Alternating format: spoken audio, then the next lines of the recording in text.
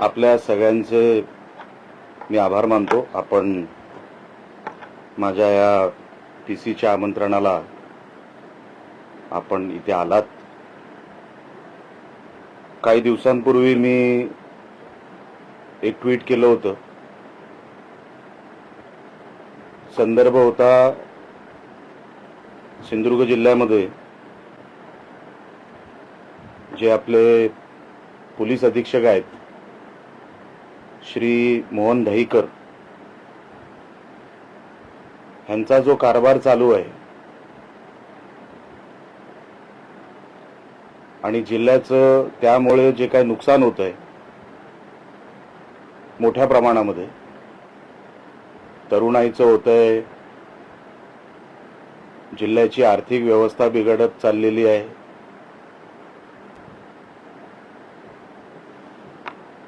आणि या सगळ्या विषयांना अनधिकृत असेल, अनैतिक धंदे असतील, या सगळ्यांना मोहन दहीकर यांचा पाठिंबा कसा आहे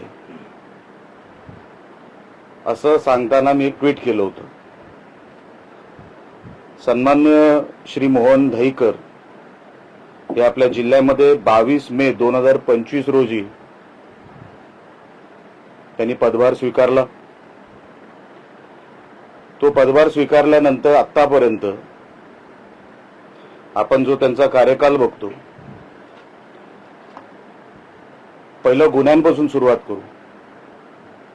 सिंधुदुर्ग जिल्ह्यामध्ये साधारण आजच्या तारखेमध्ये 1100 ते 1200 गुन्हे हे रजिस्टर्ड आहेत. हे सांगायच्या अगोदर तुम्हाला असंही सांगितलं पाहिजे की मागच्या 2-3 दिवसापासून मी पोलीस डिपार्टमेंटकडून काही माहिती मागून घ्यायचा प्रयत्न केला, तर अचानक ते अधिकारी जे माहिती देणारे होते ते गायब झाले, सुट्टीवर गेले, त्यांची उत्तरं बदलली आणि ते काही सरळ उत्तर देऊ शकले नाहीत. मला त्यांच्यावरचं दडपण लक्षात आलं म्हणून मी त्यानंतर त्यांना डिस्टर्ब केलं नाही. तर 1100 ते 1150 हे साधारण गुन्हे रजिस्टर्ड दिसत आहेत. ह्याचं जर कन्व्हिक्शन रेट तुम्ही बघितलं, जे कन्व्हर्जन होतं क्राईम टू शिक्षा, क्राईम टू पनिशमेंट, आपल्या जिल्ह्यामध्ये मागच्या वर्ष दीड वर्षामध्ये हा जो रेट आहे हा लेस देन 20% आहे, 20% खाली आहे. म्हणजे यांचा अर्थ काय होतो, केस रजिस्टर होते, कोर्टामध्ये दाखल होते, FIR दाखल होतो, ऍडजस्टमेंट होते आणि ज्याच्यावर केस होते तो बाइज्जत बरी होतो. ह्याला म्हणतात कन्व्हिक्शन रेट आणि त्याच्यावरचं कन्व्हर्जन. म्हणजे ज्या जिल्ह्यामध्ये कन्व्हर्जन हे 20% कमी आहे, गुन्हे रजिस्टर्ड आहेत, अनेक अजून प्रलंबित आहेत, त्याचा अजूनपर्यंत कुठे काही शोध नाही, त्याचा अजूनपर्यंत काय चाललंय आम्हाला माहित नाही. कोर्टामध्ये जेव्हा हे सगळे गुन्हे जातात ते कन्व्हर्टच होत नाही. काही किरकोळ लोकांना शिक्षा होते, जे ऍडजस्टमेंट करत नाहीत त्यांना शिक्षा होते. असे हे 20% खाली आपल्या जिल्ह्यामध्ये. आणि माझ्याकडे प्रत्येक तालुक्याची आकडेवारी आहे, पण ती आकडेवारी सांगून तुमचा मी वेळ घेणार नाही. तुम्हाला कधी ती आकडेवारी जी माझ्या हाती लागली आहे ती तुम्हाला हवी असेल, मी तुम्हाला तो सेपरेट पेपर आहे पत्रकार परिषदेनंतर तुमच्या समोर ठेवतो. म्हणजे प्रत्येक तालुक्याचे तुम्हाला किती गुन्हे झालेत त्याच्यावरती आता ते त्यांचं काय होतंय ही सगळी आकडेवारी तुम्हाला मी देतो. हा झाला कन्व्हर्जन म्हणजे क्राईम टू पनिशमेंट. ह्याचा रेट आपल्या जिल्ह्यामध्ये लेस देन 20% आहे, तुम्हाला मी सांगितलं. त्यावरूनच पोलीस डिपार्टमेंट, माझा खरं तर पोलीस डिपार्टमेंटवरती काही आक्षेप नाही. जेव्हा पोलीस डिपार्टमेंटचा बॉस तो ठरवतो की डिपार्टमेंट कसं चालवायचं, जर वरचा प्रमुखच पोलीस एक फार मोठं ही रॅकेट आपल्या जिल्ह्यामध्ये आज सगळीकडे आपल्याला दिसते आणि हे प्रत्येकाला माहिती आहे, गावागावात आहे. आता मी ही जी बनावट दारू बॉर्डरवरून क्रॉस होते, गोवा बॉर्डरवरून आपल्या राज्यात येते. तुम्हाला मी तारखा सांगतो, ह्या ज्या गाड्या पकडल्या गेल्या या कुठल्या तारखेला पकडल्या गेल्या आणि कुठे पकडल्या गेल्या. गोवा राज्यातून आलेल्या 30 जुलै 2025 अणसुरा येथे दारू जप्त, तालुका राजापूर. 16 जुलै 2025 दारू पकडली गेली, तालुका राजापूर. 3 सप्टेंबर 2025 पन्हाळे सौंदळ इथे पकडली गेली, 2,11,00,000ची दारू पकडली गेली, तालुका राजापूर. 28 डिसेंबर 2025 दारू पकडली गेली, तालुका राजापूर. 5 डिसेंबर पकडली गेली, तालुका राजापूर. 10 मे 2025 बनावट दारू पकडली गेली, तालुका राजापूर. 25 मे 2026 दारू पकडली गेली, तालुका राजापूर. 26 मे 2026 13 लाखांची दारू पकडली गेली, तालुका राजापूर. दहीकर आले 22 मे 2025. मी तुम्हाला जुलैपासूनच्या तारखा सांगितल्या. ह्याच्यामध्ये एक तरी कारवाई सिंधुदुर्गामध्ये झाली का? मग ती का झाली नाही? रत्नागिरीच्या एलसीबीने किंवा तिकडच्या पोलीस डिपार्टमेंटने सातत्याने वर्ष दीड वर्षामध्ये इकडून आलेली गाडी तिकडे पकडली, इकडे का नाही पकडली?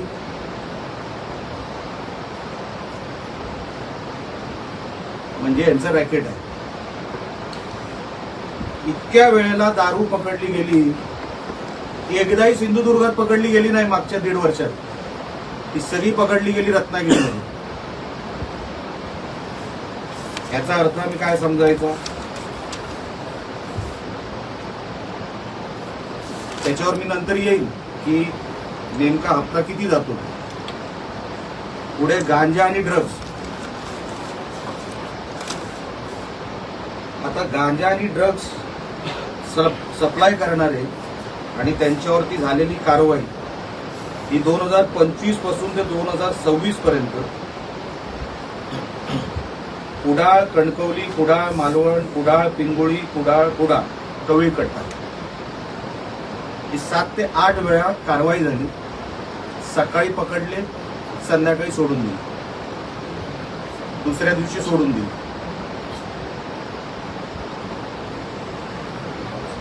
काही ठराविक किरकोळ, काय बोलायचं आहे का? काही ठराविक किरकोळ हे आरोपी किंवा हे जे कोण आपण छपरी म्हणू किंवा टपोरी म्हणू, ह्यांना पकडण्याच्या पलीकडे जो मेन सूत्रधार यांचा पकडायचा होता तो कधी पोलिसांच्या हातीच लागला नाही.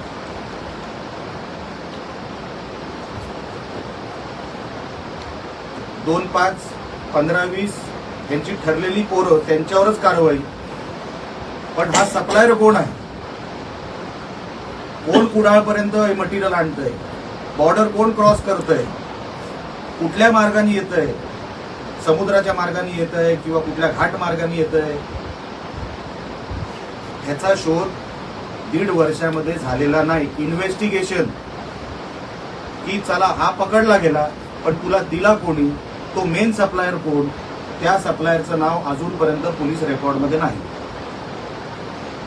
पोलिसांनी रेकॉर्ड बनवायचा प्रयत्न देखील केलेला नाही.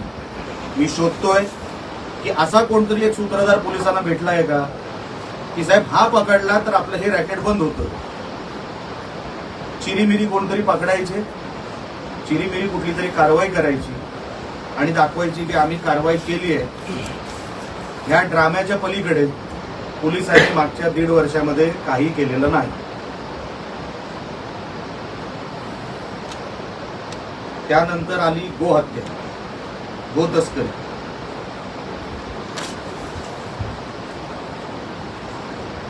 बीफ आपल्या जिल्ह्यामध्ये कुठे कुठे मिळतं, सावंतवाडी पासून ते जग जाहीर आहे. कुडाळमध्ये एक कसाई आहे, त्यांनी तर आता ती काय कटरच आणलेली आहे. मखदूम पीआय जेव्हा होते, मी त्यांना स्वतः फोन करून सांगितलं होतं की अशा कत्तलखान्यांवर, अशा व्यक्तींवर तुम्ही मोका का लावत नाही. अजूनपर्यंत जिल्ह्यामध्ये गो तस्करीवर मोका लागलेला नाही.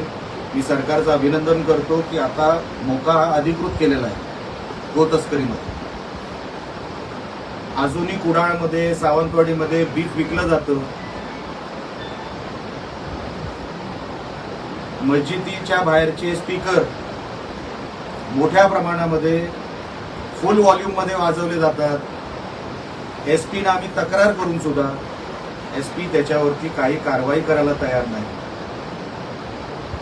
आमच्या काही संघ परिवाराची लोक रेकॉर्डिंग मला पाठवतात रोजची. ती जी बांग त्या लोकांची जेव्हा सुरू होते, पाहिजे तर तुम्हाला मी रोजची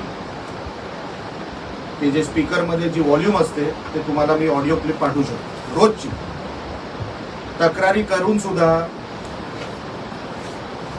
आमच्या हिंदूंना त्रास होतोय, तक्रार होते, तरी पोलीस दुर्लक्ष करतात. बीफ ट्रेड होतो आपल्या जिल्ह्यामध्ये, पोलीस दुर्लक्ष करतात. एकही कारवाई, तुम्ही सगळे प्रोफेशनल आहात. गोमातेची गाडी ही पोलिसांनी पकडलेली एक तरी घटना मला तुम्ही मला सांगायची की ही कारवाई पोलिसांनी, गोरक्षकांनी पकडलेली गाडी नाही म्हणत आहे आणि नंतर ती पोलिसांच्या ताब्यात दिलेली गाडी म्हणत नाही. ही गाडी पोलिसांनी पकडली, ह्याच्यात तस्करी होत होती आणि ती पोलिसांनी पकडली आणि त्याच्यावर कारवाई केली. अशी एक गाडी आणि एक गाडीचा नंबर मला पत्रकार आमच्या सगळ्या कुठल्याही आमच्या महोदयांनी दिलेला आणि मला माझा मुद्दा खोडून काढलेला मला चालेल.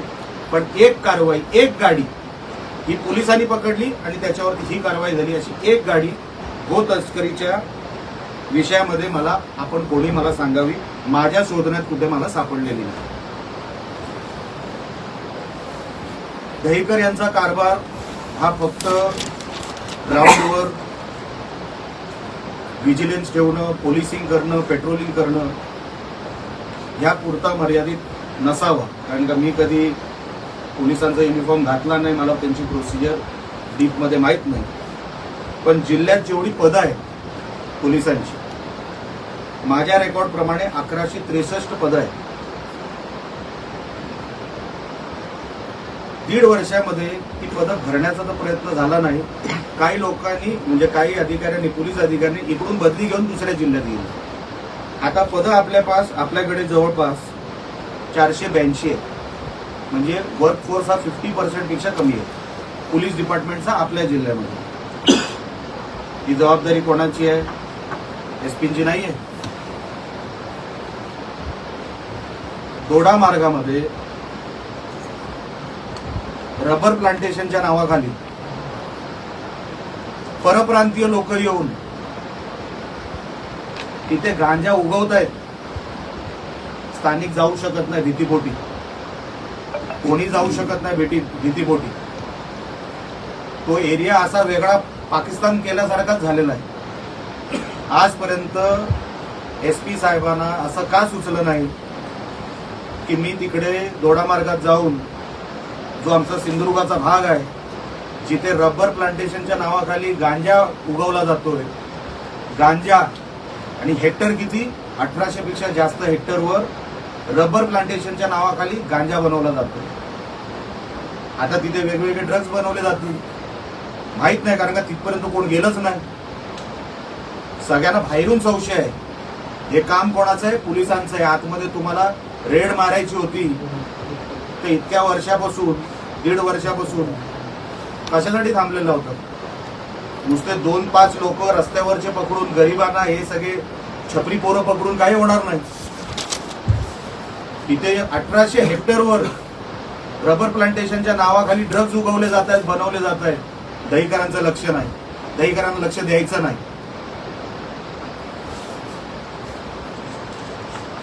आता येतो मी LCB वर. LCB हे जे खातं आहे पोलिसांच्या डिपार्टमेंट अंतर्गत, मी काय नावं डायरेक्ट सांगणार, मला काय कोणाची भीती नाही. हे कलेक्शन मटका असेल, जुगार, दारू, ड्रग्स, तस्करी वगैरे वगैरे, हे जे काय 2 नंबरचे धंदे आहेत, या 2 नंबरच्या धंद्यांचं जे महिन्याचं इन्कम आहे पोलिसांचं, जे माझ्या सोर्सेसच्या माध्यमातून मला मिळालं, ते 2.25 ते 2.5 कोटी आहे महिन्याचं. परत सांगतो, 2.25 ते 2.5 कोटी रुपये मिनिमम, जास्त असू शकतं, कमी नाही. हे जे डुप्लिकेट दारू बनवायला जे स्पिरिट लागतं ते महाराष्ट्रातूनच गोव्यात जातं. त्याचं डायरेक्ट कमिशन किंवा त्याचं जे काय आहे 2 नंबरचं अंडर टेबल, हे SP ऑफिस. कारण का ते स्पिरिट टाकल्याशिवाय ती डुप्लिकेट दारू बनवू शकत नाही. आणि ती जाते कशाने? पेट्रोलच्या टँकरच्या माध्यमातून, कधी दुधाच्या टँकरच्या माध्यमातून, आणि मोकाट सोडली जाते. ही दिवसा होते, रात्रीची होत नाही. कुठला तरी टँकर पेट्रोलचं किंवा इतर कुठलं तरी टँकर आहे, त्याच्यातून हे स्पिरिट गोव्याला पाठवलं जातं. उघडपणे, उघड्या डोळ्यांनी आमचे SP साहेब बघतात, आणि तीच दारू रिटर्न मध्ये आमची इकडे तरुणांची पिढी खराब करते. आता मी तुम्हाला LCBचं सांगतो, आणि काय गाड्यांचे नंबर देतो रेफरन्ससाठी. जर पोलिसांनी ह्याच्यावरती ऍक्शन घेतली नाही तर मी तर ठरवलंय दर 15 दिवसांनी पोलीस विभागावरच एक पत्रकार परिषद मी घेणार. आणि जोपर्यंत हे असे निष्क्रिय अधिकारी, दहीकर, माझा आरोप हा दहीकरांवरच आहे, हे असे निष्क्रिय अधिकारी, भ्रष्टाचारामध्ये बरबटलेले अधिकारी आमच्या जिल्ह्यामध्ये मी असेपर्यंत, आणि मी ही तक्रार सन्माननीय पालकमंत्री साहेबांकडेही करणार आहे, सन्माननीय राज्याचे मुख्यमंत्री देवेंद्र फडणवीस साहेबांकडे करणार आहे, उपमुख्यमंत्री सन्माननीय एकनाथ शिंदे साहेबांकडे करणार आहे, आणि खासदार साहेबांकडे पण करणार आहे, की असे अधिकारी, मी पण युती सरकारचा एक भाग आहे, जोपर्यंत असे अधिकारी प्रशासनामध्ये असतील आपलं सरकार बदनाम होईल. आपण बदनाम होतोय या अशा अधिकाऱ्यांमुळे. त्याचे आई वडील रडतात, ते सरकारला शिव्या घालतात, पोलिसांना नाही घालत. म्हणून आपण सगळे, मी पण या युती सरकारचा एक घटक आहे, मी पण तेवढाच बांधील आहे या सरकारमध्ये. पण माझा विश्वास आहे या जिल्ह्याचे पालकमंत्री, सन्माननीय मुख्यमंत्री आणि सन्माननीय उपमुख्यमंत्री आणि खासदार साहेब मला या विषयामध्ये न्याय देतील, आणि अशा अधिकाऱ्याला लवकरात लवकर या जिल्ह्यातून त्याची हकालपट्टी करतील. खरं तर माझं म्हणणं आहे, अशी व्यक्ती ही पोलीस फोर्समध्येच नको, पोलीस फोर्स मधून पण यांची हकालपट्टी झाली पाहिजे, ही माझी मागणी आहे. आणि मी ती जेव्हा सन्माननीय मुख्यमंत्री साहेबांकडे आणि बाकी या सगळ्या नेत्यांकडे मी बसेन, तेव्हा मी माझी भूमिका तिकडेही मांडीन, आणि लवकरात लवकर हे असे दहीकरांसारखे अधिकारी आमच्या जिल्ह्यात नको, हे मी सांगायचं काम तिकडेही करेन. LCBचं सांगत होतो. LCB मध्ये बांदा चेकपोस्ट वरून सावंतवाडी मार्गे ही दारू वाहतूक होती. आता LCB खात्याचे, मला कोणाचंही कॅरेक्टर असॅसिनेशन करायचं नाहीये, मी तुम्हाला नावाचे 2 अक्षरं देणार, पुढचा शोध तुम्ही लावायचा. LCB मध्ये हा अधिकारी कोण किंवा शेवटचं नाव देतो. LCB मध्ये एक राठोड आहे आणि एक डिसोजा आहे. जिल्ह्यामध्ये जेवढी दारू इकडे तिकडे जी काय फिरवली जाते, पसरवली जाते, डिस्ट्रीब्युशन होतं, त्याचे हप्ते जमा करायचं काम ह्या LCBच्या 2 अधिकाऱ्यांकडे आहे प्रामुख्याने. राठोड हा SP साहेबांच्या अतिशय जवळचा आणि लाडका अधिकारी.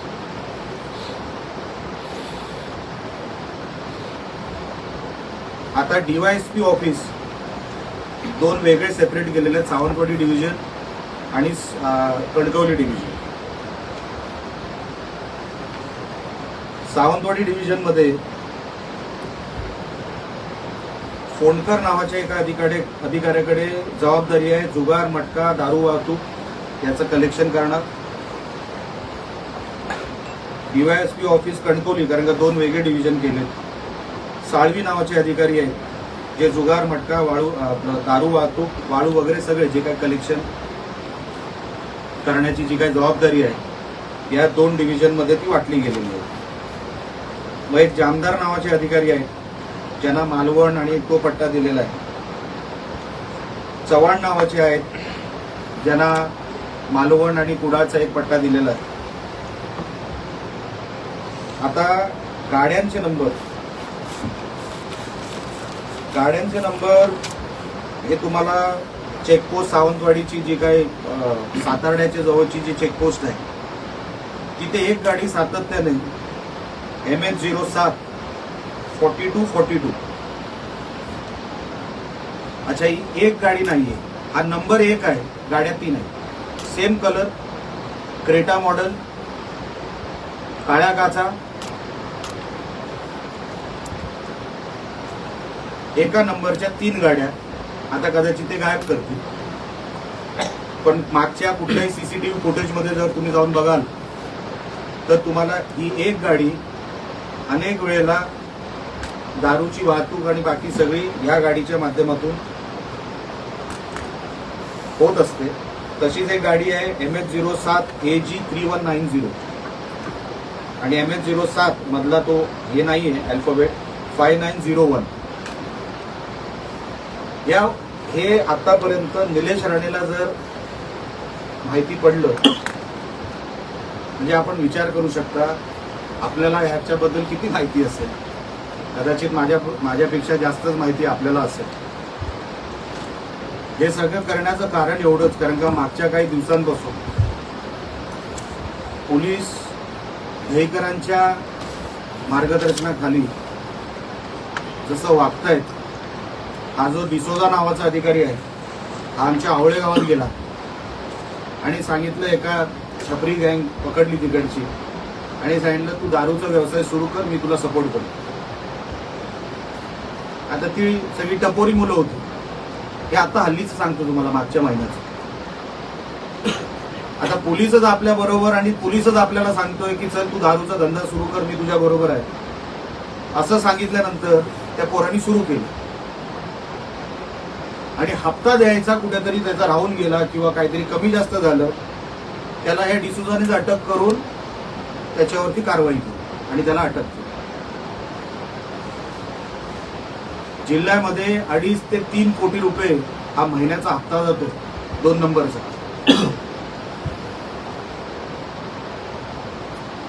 त्याचे 4 स्टेज आहेत: बीट अंमलदार, police station, LCB office, SP office.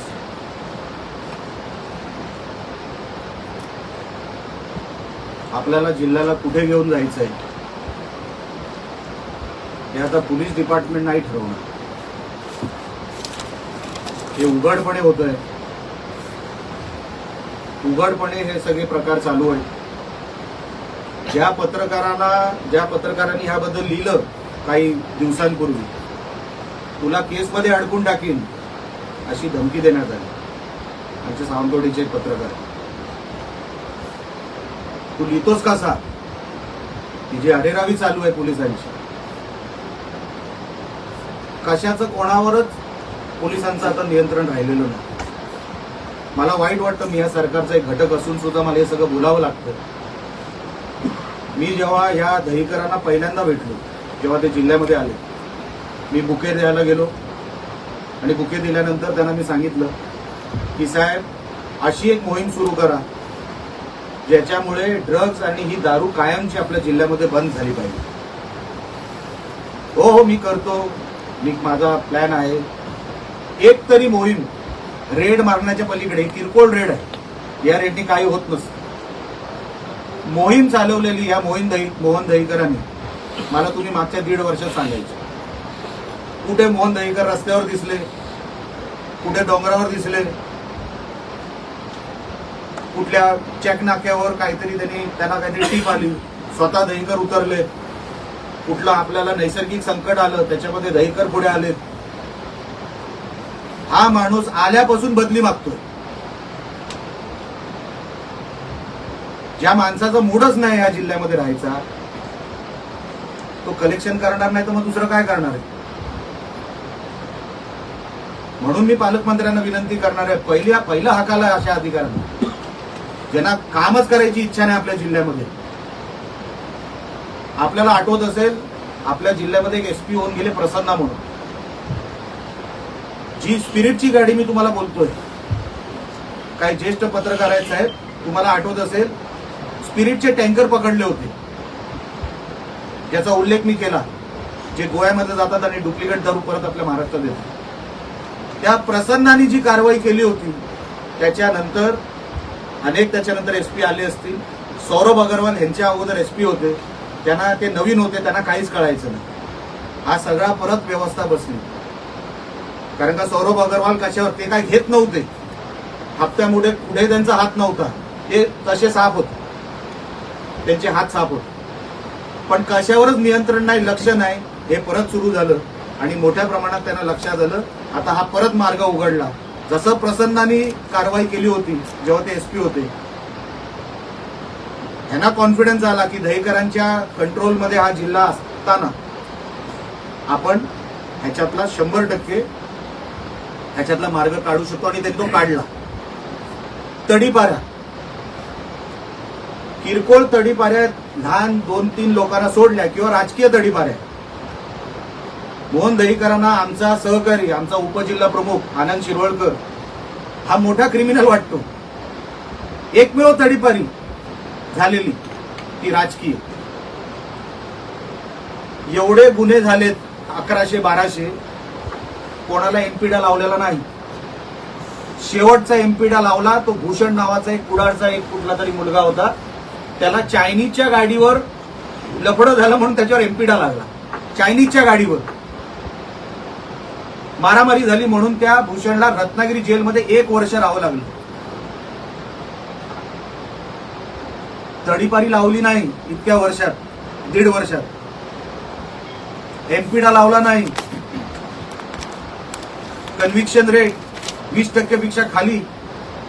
मग तुम्हाला काय वाटतं, इकडे काय गुन्हेगार काय कोणाला घाबरून काय करणार? उघड करतायत, उघड चालू आहे सगळा नाच. आणि हे बघवत नाही, हे कुठेतरी थांबलं पाहिजे. जोपर्यंत मोहन दहीकरांसारखे अधिकारी आपल्या जिल्ह्यात असतील तोपर्यंत हे गुन्हेगार असेच मोकाट, असेच आनंदात आणि समाधानाने त्यांचा कारभार करतील, पैसे कमवतील आणि आपल्या इकडचे तरुण ड्रग्सच्या आहारी जाऊन, दारूच्या आहारी जाऊन त्यांचा जीव जाणार, आई वडील टेन्शनमध्ये, त्यांचं जीवन खराब. हे सगळं पोलीस कंट्रोलमध्ये आणू शकत होते, पण त्यांनी 1.5 वर्षामध्ये का आणलं नाही मला माहित नाही. मी माझ्या आमदारकीचा कार्यकाळ बोलू शकतो, त्याच्या अगोदरचा कार्यकाळ मी काढलेला नाही. तो जर पाहिजे असेल तोही तुम्हाला देईन. पण दहीकर इथून जाईपर्यंत निलेश राणे पाटलाग सोडणार नाही. मी स्टिंग ऑपरेशन पण करतो, स्टिंग ऑपरेशन पण करणार पोलीस डिपार्टमेंटच्या विरोधात. जोपर्यंत दहीकर इथून जात नाही, सुधरत नाही, तोपर्यंत माझी कारवाई माझ्या पद्धतीने मी चालू ठेवणार. मग ते पत्रकार परिषदेच्या माध्यमातून असेल किंवा रस्त्यावरती असेल, मी अशा अधिकाऱ्यांना जिल्ह्यात स्वस्त बसू देणार नाही म्हणजे नाही. ही माझी भूमिका आहे. आपण ह्याच्यावर आणि इतर कुठल्याही विषयावर विचारायचं असेल तर विचारू शकतो. पोलीस बोलताना कालचे बांद्यामध्ये कासचे सरपंच बांधा ठाण्यात गेल्यानंतर तक्रार दाखल करायला गेल्यानंतर पोलिसांनीच व्हिडिओ व्हायरल झाला. पोलिसांनीच म्हटलंय मर्डर करून या आणि तो व्हिडिओमध्ये एक अरेरवीची भूमिका पोलिसांची तिथे दिसते. मी सांगतोच आहे ना तुम्हाला की सरकार साहेब, इकडे काय भक्तच चालू आहे. जो बॉस असतो ना त्यांनी पोलीस डिपार्टमेंट कसा चालवायचा हा त्यांच्या अधिकारातला विषय असतो. खालचे अधिकारी असंच वागणार आहेत. त्यांना सिरियसनेस कुठे आहे? आज महिन्याचे एवढे पैसे मिळत आहेत तुम्हाला 2 नंबरच्या माध्यमातून, तुम्ही ड्युटी कशाला कराल? कशाला कोर्टामध्ये तुम्ही आयो म्हणून तुम्ही प्रेझेंटेशन कराल किंवा फाईट कराल? तुम्हाला सेटलमेंटचे पैसे मिळत आहेत, तुम्हाला ड्रग दारूचे पैसे मिळत आहेत. या अधिकाऱ्यांना सवय लागली आहे. प्रसन्नासारखे जे कोण SP साहेब होते तेव्हा आम्ही त्यांचं काम बघितलंय. काय रुबाब, काय रोखोक वागायचे हो. नाही म्हणजे नाही. आज किती कंट्रोलमध्ये आणलं होतं त्या काळामध्ये हे सगळं. हा माणूस इथे बसून बदली मागतो, मला दुसरीकडे पाठवा. मग जा, उघड सांगून जा. हे जोपर्यंत जात नाही साहेब, पोलीस डिपार्टमेंटमध्ये बदल होणार नाही. कारण का ह्यांना इथे मन लागत नाही, ह्यांचा जीव इथे लागत नाही. इथून गेलेलेच बरेच. हे जातील, नवीन कोणतरी चांगले येतील तर या जिल्ह्याचं भलं होईल. पोलीस डिपार्टमेंटचं, जिल्ह्याचं म्हणण्यापेक्षा पोलीस डिपार्टमेंटचं. बदल झाला नाही तर रस्त्यावर उतरणार कसं? मी बोललोच, मी सगळं काय, मी टोकाला जातो आणि मी टोकाला जाणारा माणूस आहे. मी काय अधूनमधून त्याच्या ठिकाणी जाऊन स्वतः रेड मारतात. हेच SP चं अपयश आहे. पालकमंत्री साहेबांना काय करायचं आहे? जिल्हा साफ सुधरा पाहिजे, जिल्हा मटकामुक्त पाहिजे, दारूमुक्त पाहिजे, ड्रग्ज मुक्त पाहिजे. ते कोणाला सांगणार? पोलिसांना. आता ह्यांना